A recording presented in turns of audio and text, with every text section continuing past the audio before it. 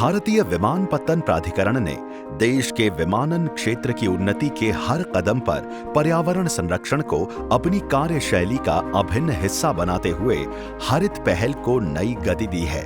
हम sustainable aviation fuels की ओर बढ़ रहे हैं, ग्रीन टेक्नोलॉजीज में निवेश कर रहे हैं, कार्बन फुटप्रिंट्स घटा रहे हैं।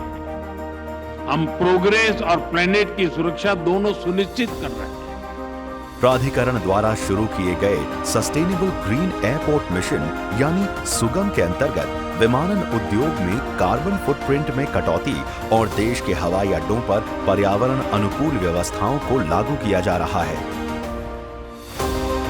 नागर विमानन मंत्रालय के मार्गदर्शन में प्राधिकरण के अथक प्रयासों से आज देश के 94 हवाई अड्डे 100% रिन्यूएबल एनर्जी पर संचालित हो रहे हैं।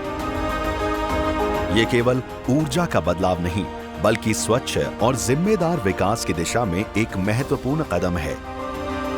भारत के कार्बन न्यूट्रल के लक्ष्य को प्राप्त करने के लिए भारतीय विमानपत्तन प्राधिकरण निरंतर कार्यरत है। नए हवाई अड्डों के निर्माण और मौजूदा टर्मिनल के विस्तार में पर्यावरण संरक्षण को सर्वोच्च प्राथमिकता देते हुए प्राधिकरण गृहा के मानकों का पालन कर रहा है।